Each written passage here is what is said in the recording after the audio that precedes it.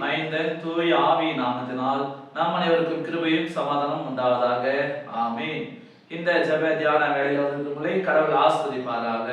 மனுஷனுடைய வாழ்க்கையில வாக்குறுதி என்பது மிக அவசியம், மிக முக்கியமானது. ஒரு நிலைக்கு வருவதற்காக சிலர் என்ன செய்வாங்க, வாக்குறுதி கொடுப்பாங்க. நான் இந்த நிலைக்கு போகும்போது இதெல்லாம் நான் செய்வேன், இதெல்லாம் நான் பார்க்குவேன் என்று சொல்லி அந்த வாக்குறுதியை சொல்லுவார்கள். ஆனால் அந்த வாக்குறுதியை நிறைவேற்றுவார்களா சொன்னால் கேள்விக்குறிதான். நிலைக்கு வருவதற்கு முன்பாக ஒரு வாக்குறுதியை சொல்வார்கள், நிலைக்கு வந்த பிற்பாடு வேறு ஒரு காரியத்தை செய்வார்கள். அதற்கு பதிலாக இதை செய்கிறோம், அதை செய்ய முடியல, இதை செய்கிறோம், அது முடியாது, இது முடியாது என்று சொல்லி அந்த நிலைக்கு வந்த பிற்பாடு அந்த வாக்குறுதியானது மாறிவிடுகிற சூழ்நிலைகள் அதிகமாகவே இருக்கிறது.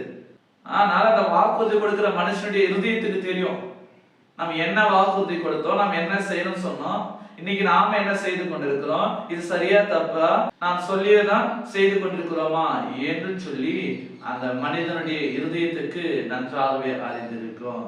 அப்படி பார்க்கும் பொழுது அந்த இருதயத்துக்கு, அந்த நினைவுக்கு, அந்த வாக்குறுதிக்கு மாறாக தான் செய்கிற நிலைகள் அதிகமாக இருக்கிறது. அப்போ வாக்குறுதி ஒன்று கொடுத்து விட்டு காரியம் ஒன்று செய்யும் பொழுது அவை எல்லாமே வீணாகும். நான் கடவுளுக்காக நான் செய்கிறேன், நான் கடவுளுக்காக நான் பணியாற்றுறேன், நான் கடவுளுக்காக நான் விட்டு விட்டேன் என்று சொல்லி சொல்வதெல்லாம் வீணாக போய்விடும். நாம் என்ன சொல்கிறோமோ அதை தான் செய்ய வேண்டும். ஏனென்றால் இயேசு ஆண்டவர் நம்முடைய இருதயத்தை ஆராய்ந்து அறிகின்றவராக இருக்கிறார். மனுஷன் முகத்தை பார்ப்பான், ஆனால் கடவுளுக்கு குமாரனாகிய இயேசு ஆண்டவரோ நம்முடைய இருதய நினைவுகளை அவர் சோதித்து அறிகின்றவராக இருக்கிறார். அவருடைய பார்வைக்கு மறைவானது ஒன்றுமே இல்லை. அப்போ நாம் என்ன வாக்குறுதி கொடுக்கிறோமோ, ஒரு மனுஷத்துல என்ன சொல்லுறோமோ, எதை செய்வதாக நம்ம பேசுகிறோமோ அதையே நாம் செய்கின்ற மக்களாக வாழ வேண்டும். அப்படி செய்கிற பொழுதுதான் நமக்கு மேன்மையாக இருக்கும். ஒருவேளை நாம் சொல்வது ஒன்று செய்வது ஒன்றாக இருந்தால் எல்லாமே வீணாக போய்விடும்.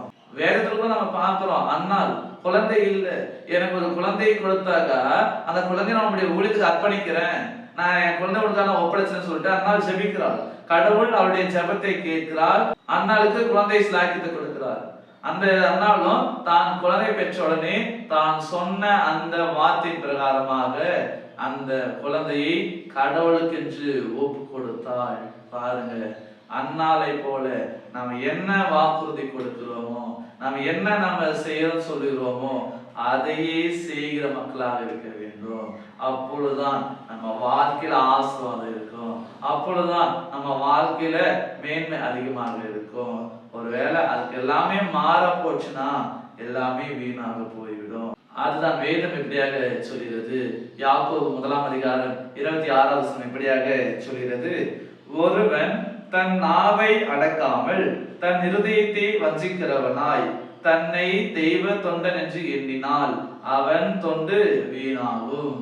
ஆம் எனக்கு அன்பானவர்களே, இந்த இடத்துல நாம் பார்க்கும்போது ஒருவன் தன் நாவை அடக்காமல், அதாவது ஒரு நிலைக்கு வருவதற்காக அநேகர் என்ன செய்யறாங்க, சில வாக்குறுதிகள், சில வார்த்தைகளை பேசுறாங்க. ஆனா அந்த நிலை அடைந்த பிற்பாடு செய்யறாங்களா? கேள்விகள் தான். அப்ப அது செய்யாத பட்சத்துல அது என்ன ஆகுது, தன்னுடைய இருதயத்தை என்ன பண்றாங்க, அவங்களே வஞ்சித்துக் கொள்ளுறாங்க, தன்னை தானே ஏமாற்றி கொள்ளுறாங்க.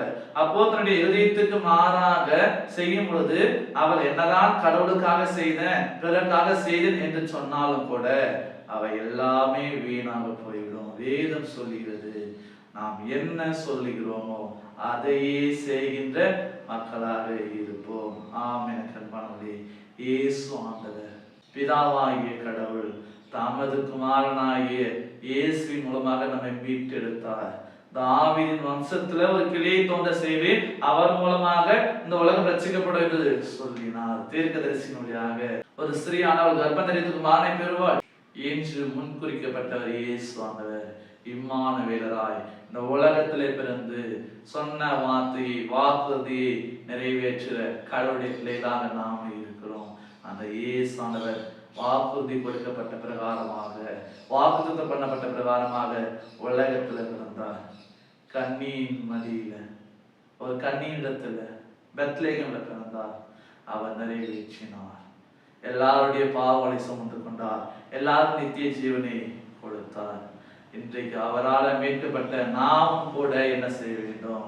நாம் என்ன வாக்குறுதி கொடுக்கிறோமோ, நாம் எதை செய்வதாக சொல்கிறோமோ அதையே நாம் செய்வோம்.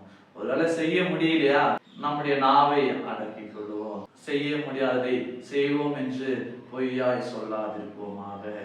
ஆமென். அன்பானவர்களே, நாம் பொய்யாக நம்முடைய இதயத்துக்கு எதிராக எதுவும் செய்யாமல் கடவுளுடைய நாமம் மகிமைக்கு சொல்லியதை செய்து கர்த்தருடைய நாமத்தை உயர்த்துவோம்.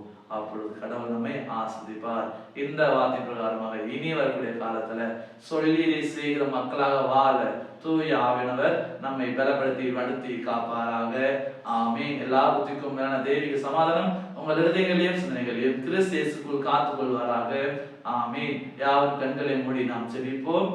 அழைத்து அதிகாரம் கொடுத்து ஆஸ்வதிக்கிற அன்புள்ள பிதாவே, இந்த சந்தோஷமான தியான வேலைக்காக நாங்கள் நன்றியோடு துதிக்கிறோம், போற்றுகிறோம். நாங்கள் உங்களுடைய பிள்ளைகளாக வாழும் பொழுது, உங்கள் சாட்சிகளாக நாங்கள் ஜீவிக்கும் பொழுது, நாங்கள் எதை சொல்லுகிறோமோ, என்ன வாக்குறுதி கொடுக்கிறோமோ அதையே செய்கிற, அதையே நிறைவேற்றுகிற மக்களாக வாழ்வதற்கு நீர் எங்களுக்கு உதவி செய்ய வேண்டுமாய் நாங்கள் ஜெபிக்கிறோம். பேச்சில ஒன்று சொல்லிவிட்டு இருதயத்திற்கு எதிராக எதுவும் நாங்கள் செய்யாதபடிக்கு நீர் எங்களை பாதுகாத்துக் கொள்ள வேண்டுமாய் கூட நாங்கள் ஜெபிக்கிறோம். எங்களால் முடியாத எல்லாவற்றையும் நீ நிறைவேற்ற வல்லவராய் இருக்கிற சுவாமி. அப்படியாக நாங்கள் உங்களுக்குள்ளாக வாழ்ந்து உங்களுடைய நாம மகிமைக்கென்று எல்லா காரியங்களையும் செய்வதற்கு நீர் எங்களை பலப்படுத்த வேண்டுமாய் கூட நாங்கள் ஜெபிக்கிறோம். இந்த நாளிலும் கூட யாரெல்லாம் பிறந்தநாளை கொண்டாடுகிறார்களோ எல்லாருக்காக நாங்கள் ஜெபிக்கிறோம். பிறந்தநாள் கொண்டாடுகிற எல்லாரையும் இறைவன் ஆசீர்வதிப்பீராக. நல்ல ஒரு புதிய ஆண்டை நீ கிருபையாக கூட்டி கொடுத்ததற்காக நாங்கள் நன்றி கொடுக்கிறோம். இந்த ஆண்டானது ஆசீர்வாதமான ஆண்டாக அமைய நீர் அருள்பாயிருப்பீராக. அதே போல யாரெல்லாம் திருமண நாளை கொண்டாடுகிறார்களோ எல்லாருக்காக நாங்கள் ஜெபிக்கிறோம். நீதாமே எல்லா குடும்பங்களே திருமண நாளை கொண்டாட எல்லாரையும் நீர் ஆசீர்வதித்து குடும்ப வாழ்வில் எல்லாம் நன்மையை நிறைவாய் கொடுக்க வேண்டுமாறு நாங்கள் ஜெபிக்கிறோம். தனிப்பட்ட வாழ்க்கையில, குடும்பத்துல, பணி செய்யறதுல, படிக்கிறதுல, போகிற வருகிறதுல எல்லா இடத்திலும் நாங்கள் ஒரே வார்த்தை பேசுகிற மக்களாகவும் பேசுவதை செய்கிற மக்களாகவும் இருப்பதற்கு நீர் எங்களை பலப்படுத்த வேண்டுமாய் இறைமகன் இயேசுவின் ஜெபிக்கிறோம் அன்பின் பிதாவே. ஆமென். அனைவருக்கும் ஸ்தோத்திரம். கடவுள் உங்களை ஆசீர்வதிப்பாராக. ஆமென்.